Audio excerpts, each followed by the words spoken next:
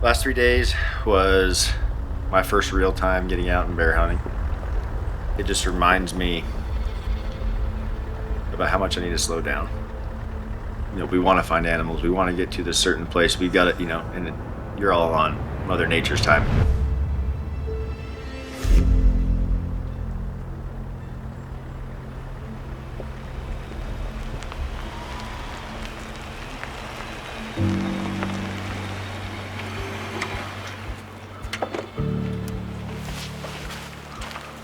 We're just getting to our starting spot for Spring Bear 2025. This time it's not just me and Chase though. We've got some buddies going with us. Mason Clements, 3-time NFR qualifier, bareback rider, and we have Darian Johnson. You'll hear us call him DJ all week. He is a younger guy that's been training with us and training with Mason. And so we're just excited to get in the mountains and take you along with us. Man, I'm excited to get out there, really. To expect the least, I'm just excited to get out and hike, be out of the world for a minute, be with the fellas. Looking forward to it all. All right, we got 2 tags. We're going into a spot I've never been into before, so we gotta see where the snow line is. We're definitely gonna get a little wet today on the walk in, so we're just gonna wait out some weather. Hopefully this evening's gonna be outstanding weather and the bear should be moving and we'll see what we can get done. But I have no idea what to expect. Over up the gut, or do you want to go up to that road and walk that top thing? It says that there's an old logging road that winds up that thing, but we'll see if it's there. If it's there, it'll be the easiest climb up to that road ever. No doubt. And the challenge? What's that? Nope. DJ, you ready? Yep. You excited? Hell yeah. Hell yeah. Let's go. Just want to get up in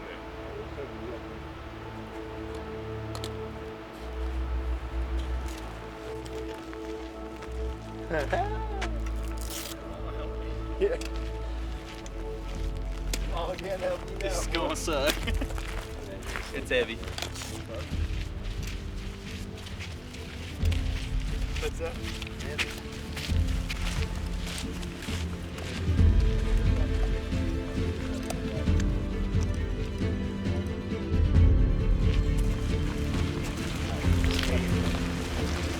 We're gonna get back in here and there's gonna be a bunch of snow on those top mountains still.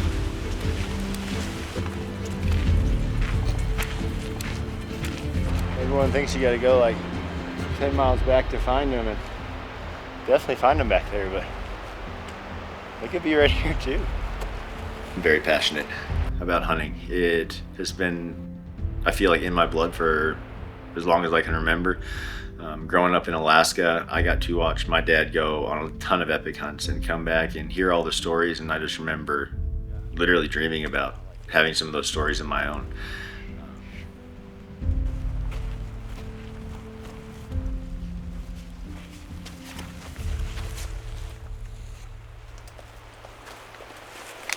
Every time the camera comes on me, I just want to smile. Because it's freaking beautiful out here. Never hunted anything like this. No. Yeah, baby, it's spring in Montana, man. It'll be sunny in an hour or two.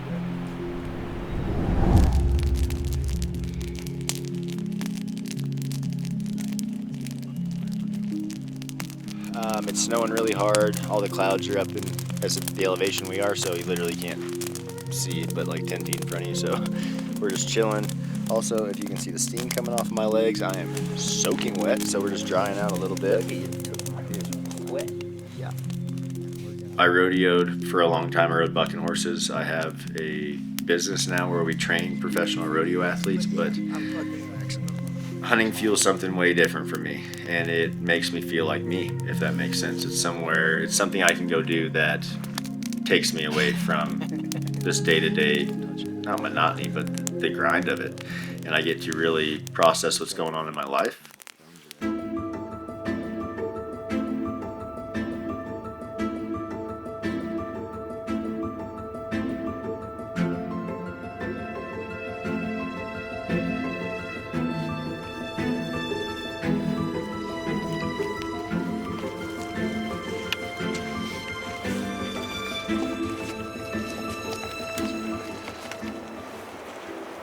That's definitely fresh.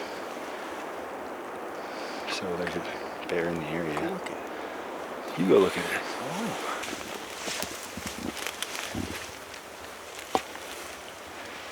Oh yeah. Digging termites out of it. It's pretty fresh. Yeah. I mean, it's got water on it because of the snow, but Got up in there, didn't he? he was hungry.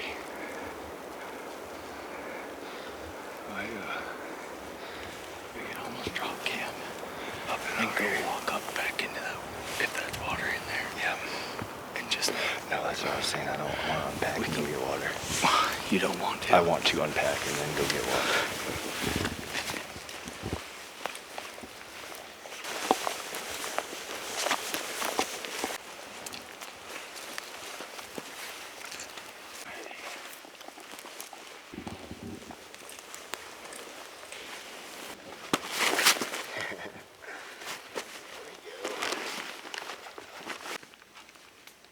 It's 6 o'clock. As you can see, it finally stopped snowing, so we are going to go get some water. We just got camp set up, and then we're gonna go glass till dark, and hopefully some things will be moving. So day one, really no expectations besides getting in here and seeing what's going on. We're just gonna keep moving as the days continue across these ridge lines and checking out these basins. So.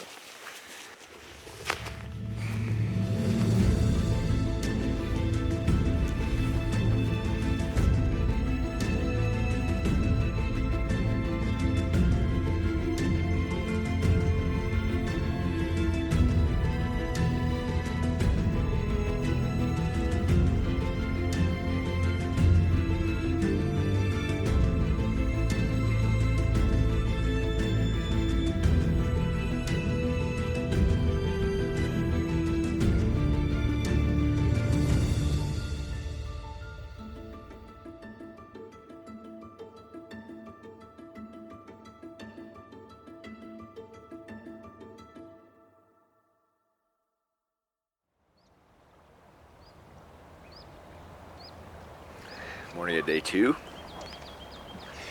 It's way nicer out today. I think it's gonna be an awesome day for some animals to move.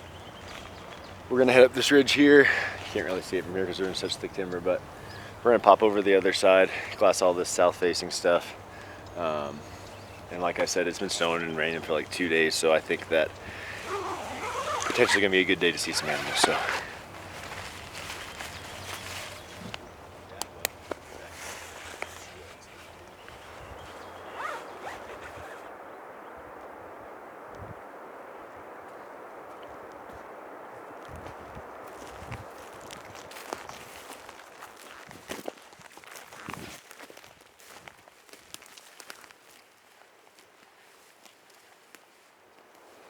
I'm pretty new to bear hunting and like the species as a whole, so I really don't know if they den up in the winter in different places than there they go in the summer. I don't know, but there's definitely something that lives in the side of that mountain.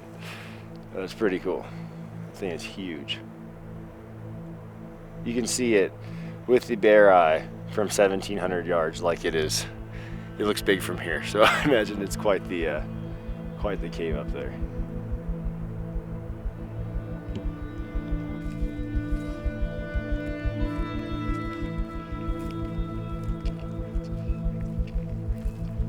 I have to make myself slow down, and I feel like what I mean by that is I'm a type A personality. I like to go. I get one-sided. Like I am looking at, and goal is one thing, and so even from my pacing, right, when I'm hiking, I'm like addicted to getting to the next spot. So I'm always pushing myself without even trying, right? I have to slow myself down to get lost in my mind out there because I'm usually so hooked on the task. Like, think so hard about how you set your foot. You're just like, oh God, don't push through. Yeah, and I think next time I need to be like second man. Not fourth. Not fourth. You got weak by then? Yep, it was packed in. Found the end of it. I'll put you first next time. Oh yeah, we'll get up here and sit down. It kind of sunk into me that I have to, this is my opportunity to slow down. and think about all the things that I wanted to think about when I was out here. Because sometimes, I'd say most of the time, especially long trips like this, I've got some, not personal things, but yeah, internal things I want to think through without any other noise. And I have to make myself do that because I get so hooked in, into the hunt. And this is a good opportunity for me to slow way down and just enjoy the simplicity of getting to do this rather than the having to be successful.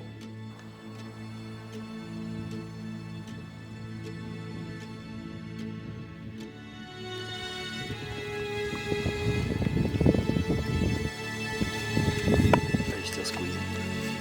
I'm squeezing my core, not my body.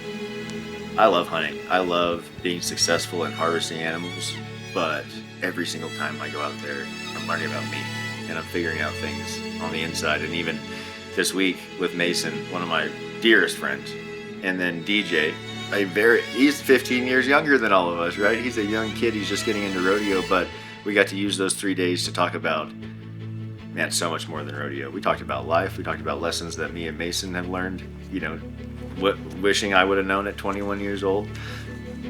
Yeah, being successful is awesome, but showing other people why I love it, getting to enjoy those things with them, and then figuring out life together kind of for a few days, nothing better.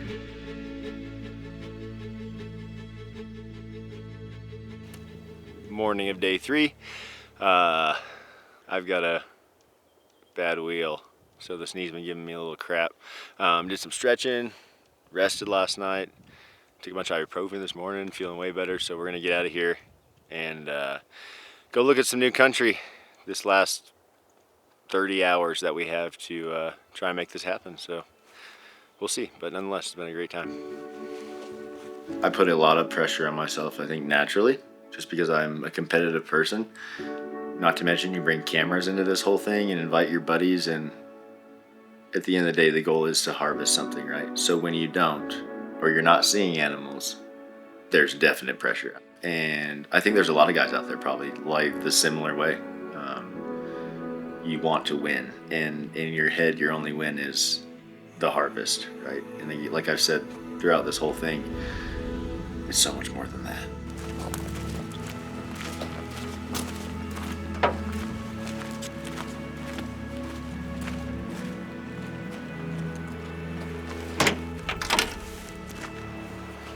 Well, there are no bears in here, so we are moving spots, and we're gonna see what we can find for the rest of the day. But it's beautiful. Things should be moving. But that's hunting. Saw some really, really cool country, and on to the next part. I'm already fired up to get back out there because it just fuels me to get better at the craft, right? And learning what's going on in the wild. And that's the thing, you got to have reps. You can watch all these YouTube videos, you can watch all these hunting videos where people are successful, but not a ton of people are talking about the fact that it could take years before you actually acquire enough information and knowledge to achieve your goal.